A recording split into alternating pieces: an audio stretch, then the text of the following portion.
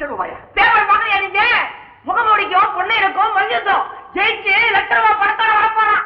அந்த இடத்துல அவன் தோத்துட்டான்னா முகமூடிய பொண்ணைய போட்டு அவன் தான் ஜெயிப்பான்.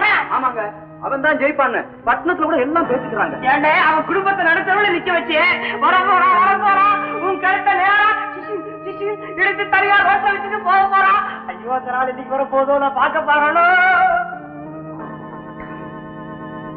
அவன் வர மாட்டான், வரக்கூடாது.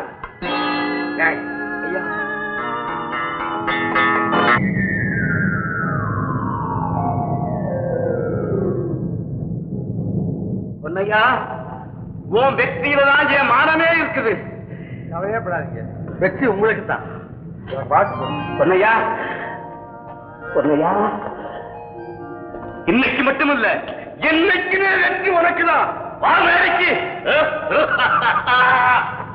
ரசிக பெருமக்களுக்கு வீர விருந்து துவங்க இருக்கிறது.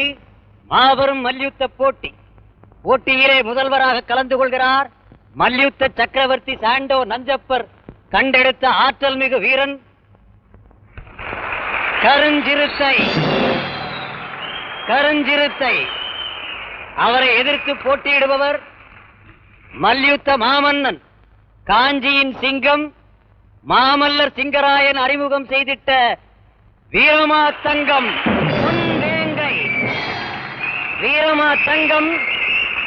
பொன்வேங்கை.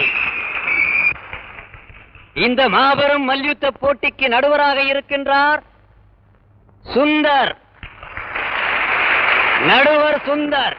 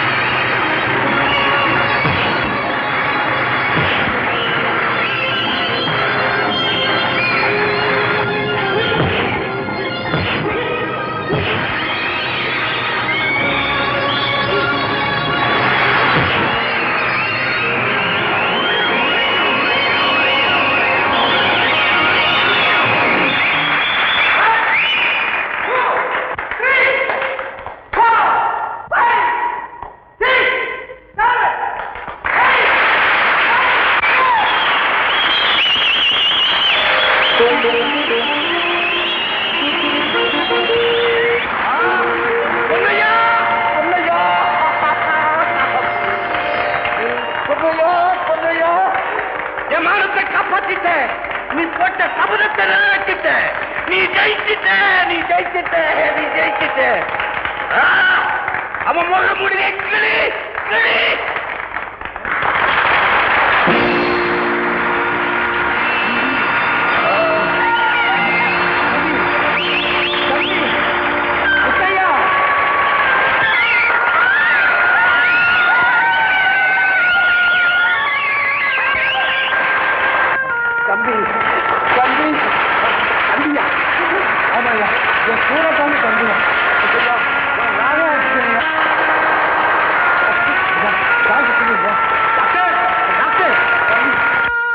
டாக்டர் சார் கவலைப்படாதீங்க, உங்க தம்பிக்கு ஒண்ணும் இல்லை. Quite all right. ரெஸ்ட் எடுத்துக்கிட்டா எல்லாம் சரியா போகும். நன்றி டாக்டர். That's all right. ஐயா, தம்பிக்கு குணமாயிடுச்சு, ஆபத்துல டாக்டர் சொல்லிட்டாரு. ஐயா, உனக்கு பொன்னான மனசு, எல்லாம் நல்லபடியாவே நடக்கும், கவலைப்படாதே. நான் ஊர்ல இருந்து வந்து 6 மாசம் ஆயிடுச்சு. நான் உடனே போகலன்னா எனக்கு என்ன ஆயிடுச்சுன்னு அப்பா அம்மா பயந்து ரொம்ப கஷ்டப்படுவாங்க. ஆனா தம்பி இல்லாம நான் தனியா போக கூடாது. அதனால கண்ணம்மாவை ஊருக்கு அனுப்பி அப்பா அம்மாட்ட நாங்க பின்னாடி வர்றோம் அப்படின்னு சொல்ல சொல்லுங்க. போக சொல்லு. நான் சொன்னா போக மாட்டான், நீங்க சொன்னா தான் கேட்பான். சொல்லுங்க ஐயா. அப்படியா? நல்ல யோசனை. நான் உடனே போய் கண்ணம்மாவை ஊருக்கு அனுப்பி வச்சுட்டு மறு வேலையை பாக்குறேன். நீ தம்பிய பார்த்துக்கோ.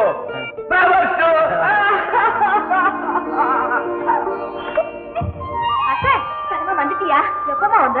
என்ன பத்தின விசாரணை இருக்கட்டும். உங்க வீடு என்ன ஆச்சு? எதுக்காக இந்த குடிசையில இருக்கீங்க? நான் அங்க உங்களை தேடிட்டு வரேன்.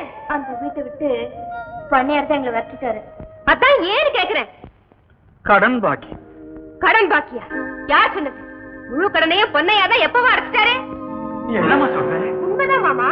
பொன்னையா இப்ப சாதாரண ஆள் இல்ல, பட்டணத்துல பெரிய பயில்வான். அப்பப்ப சம்பாதிச்ச பணத்தை எல்லாம் பண்ணையார் அனுப்பி முழு கடனையும் அடைச்சிட்டாரு. அப்படியா? அந்த பாவி பரமசிவம் எல்லாத்தையும் பறிச்சு விட்டானேம்மா. கடவுளே, அவனை கேட்க ஆளே இல்லையா? ஏன் இல்ல, நான் இருக்கேன். இப்பவே அந்த பண்ணையார் கிட்ட போய் 2ல 1 கேட்டு வரேன். கண்ணம்மா, கண்ணம்மா, கண்ணம்மா. யோ பண்ணையார். கண்ணம்மாவா? எங்க வந்த? கல்யாணம் பண்ணிக்கிறது இல்லையா, உன்னை கருமாதி பண்ணத்தான் வந்தேன். கண்ணம்மா, அடையே கத்துறேன். எதுக்காக அந்த நாட்டமக்காரர் குடும்பத்தை வீட்டை விட்டு விரட்டின? பாவம் வயசானவங்க, அவங்க வயசத்துல ஏயா கொட்டிக்கிற? பொன்னை அனுப்பினாரே பணம், அதெல்லாம் என்ன ஆச்சு? போச்சுடா. யாருகிட்ட யாரு கணக்கு கேட்கறதுன்னு கணக்கே கிடையாதா? சாதாரணமா கணக்கு கேட்டாலே போச்சு பாரு. பொம்பளை கேட்டா சும்மா இருப்பாரா? சூடு ஏறுது. அத பத்தி கேட்கறதுக்கு நீயா? பொன்னையோட வருங்கால பொண்டாட்டி, நாட்டமக்காரரோட நாட்டு பொண்ணு. ஒண்ணா பேய் மாதிரி கட்ட. நான் இன்னும் பேய மாறமியன்னு தான் வருத்தப்படுறேன். நான் மட்டும் பேய இருந்திருந்தா நீ செஞ்சிருக்கிற அக்கிரமங்களுக்கு ஒரு ரத்தத்தையே குடிச்சிருப்பேன். உன் குடலை உருவி கொடியா கட்டி என் புடவைய காய வச்சிருப்பேன். புடவை காயிரம் நான் பாக்கணுமே. கண்ணம்மா, மரியாதையா பேசு. அப்புறம் என்ன நடக்கும்னு தெரியாது. அட என்னையா நடக்கும்? இது புல் வெட்டின கைதான். அது அநியாயக்காரங்களோட பல்லையும் தட்டுங்கிறத மறந்துடாத. இப்ப நீ என்னடா சொல்ற? மரியாதையா நாட்டாமக்காரரோட வீட்டை அவர்கிட்டயே ஒப்படைச்சிரு.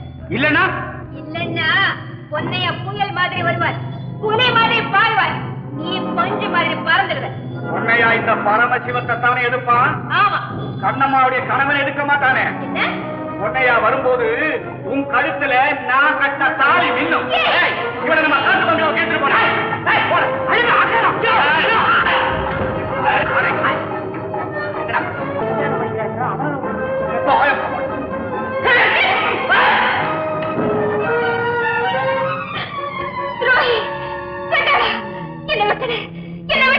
விடமாட்டேன், உன்னை அனுபவிக்காம விடமாட்டேன். எச்சில் பண்டமான உன்னை அந்த பொன்னையாவும் தீண்ட மாட்டான், எந்த சின்னையாவும் தொடமாட்டான். நீ எனக்கு மனைவியாக போற, அப்புறம் அந்த பொன்னையாவ என்ன ஒண்ணும் பண்ண முடியாது. பாவி, நான் உனக்கு என்ன பாவம் செஞ்சேன்? பட்டியலே தர்றேன். அன்னைக்கு என்னடானா என் உடம்ப புண்ணாக்கி மண்ணுல புரள விட்ட, அத மன்னிச்சேன். உங்க அப்ப உன்னை எனக்கு கல்யாணம் பண்ணி தர்றேன்னா நீ வீட்டை விட்டு ஓடுன, அதையும் மன்னிச்சேன். அப்புறம் பொன்னையா தேடிட்டு பட்டணத்துக்கே ஓடுன, அதையும் மன்னிச்சேன். இப்ப என்னடானா அந்த கேவலம் பொன்னையா இந்த பண்ணையா பரமசிவத்தை அடிச்சிடுவான்னு சொல்றேன். என்னால மன்னிக்க முடியாது.